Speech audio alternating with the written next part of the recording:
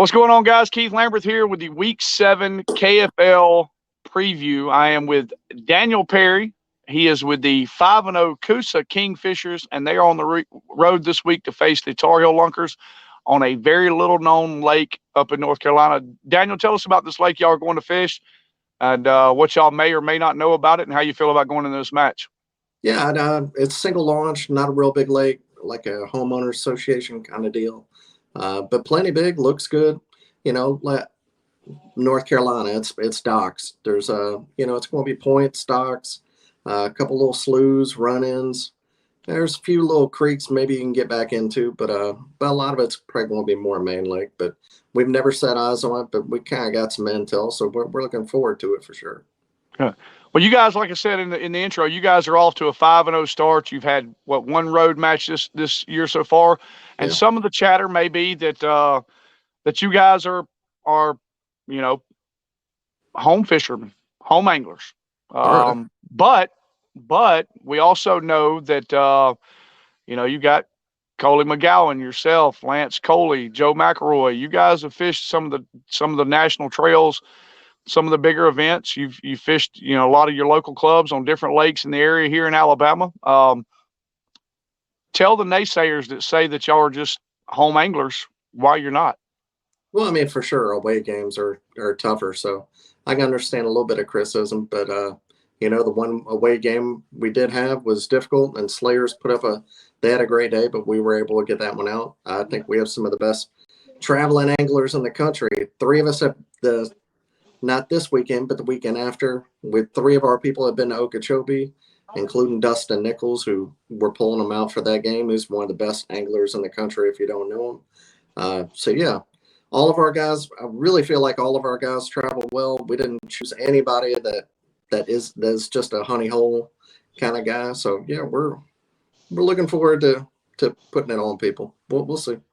Now, a lot of you guys were members of one of the original teams last year, the Alabama Hammers. You transitioned this year over to the Coosa Kingfishers. Tell us what that's been like fishing with some new people.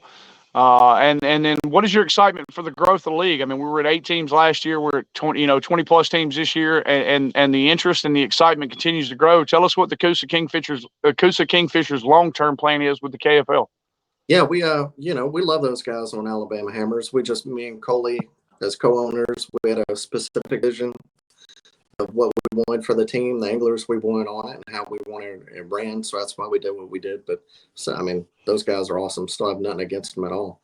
Our vision this year is, just do the best we can, support our sponsors where we can, and show them good return. And then at the end of the season, see where it shakes out. It's tough. It's going to depend on the growth. I know there's going to be free agents and everything else. And there's some teams like Tennessee, if they're really paying people that much money like they are, it's hard to compete with people coming out of pocket to pay people rather than it coming from sponsors. Because believe me, I worked for months, worked my tail off, put hundreds of hours into trying to get sponsors, and we just don't have that kind of money that some other teams did, although we did well.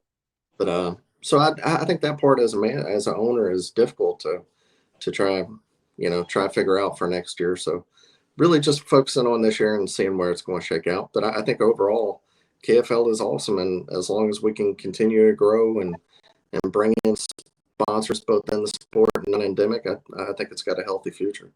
Well, that's part of the balance when you're an owner and an angler. I mean, you got to find time to be able to fish, but you got to handle, again, it's a business. It's a business for KFL.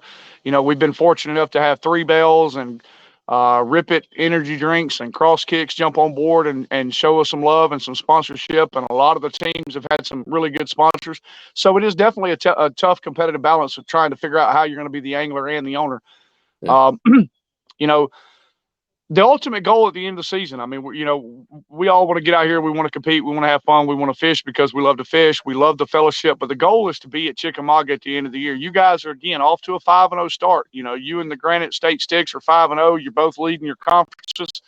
It looks like a train wreck waiting to happen at the end of the year. Now, the question is, how do you keep the momentum? Because your guys are gonna run in, no matter how good of an angler you are, how good your team is, you're gonna run into a buzzsaw. You're gonna run into a lake where the weather doesn't match up, or has had a big transition in water temperatures or water levels.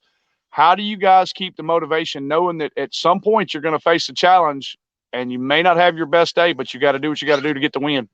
Well, I think right now, I mean, you don't want to lose any, but with our win-loss record and haven't lost any, we can drop one and still be home field advantage throughout the playoffs. So hopefully that one bad day is going to happen on an event that we can afford to lose. But if we lose two, that would be difficult, and three would be, hopefully, Lord willing, that doesn't happen. But yeah, so man, we're really fortunate that we have guys that are really knowledgeable and really generous with their information. They don't mind sharing. It really feels like it's a team effort and everybody comes together. So, and helping each other out wherever we can, whether it's launching or information or gear or whatever it is. So yeah, we feel like we prepared all season and preseason, putting together the right team, and it's just been really fortunate. It's rolled how it has, and hopefully that continues. Now, as a kayak angler, we both know you have those moments where you're competing for yourself. Whether it be your club tournaments or the national stops, whatever the trail situation may be. You're out there fishing for yourself.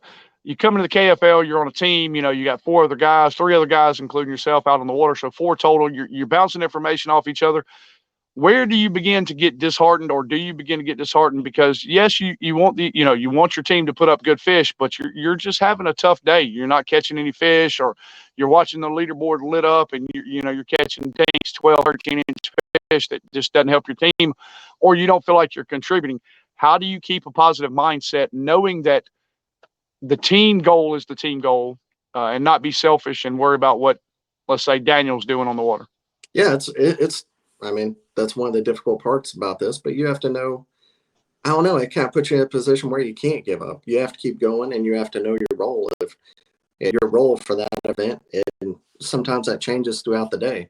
If you're on small fish like 15, 16s, and those aren't enough to help your team cull, maybe it's time to move and do whatever you have to move to a different place to where maybe you can get that one big bite or a bait change or whatever it is, and just talking with the other guys in our chat or or whatever it is. But it's you can't quit because it's a team environment. That's one of the things. A regular event you can well, this one's over, I'm laying up, it's done, angler of the year's out, whatever. But this one you can't give up because it's team. Absolutely. Well, Daniel, look, I appreciate you taking the time to come on with me today, man. Coosa Kingfishers have absolutely been lighting up the scoreboard all season long. Wish you guys nothing but continued success. Continue to represent the great state of Alabama, and all the safety out there on the water. Again, I know you guys travel to North Carolina this weekend to face a Tar Heel Lunkers team that's coming off their first win, and they're hungry. They want to play spoilers, and they want to see if they can dethrone who's the top of the Southern Division right now. So, guys, I wish you guys nothing but the best of luck, best of safety out on the water, and thanks for taking the time to come on with me today. Thanks, Keith. I appreciate what you do. Thanks, man. Appreciate it, Daniel.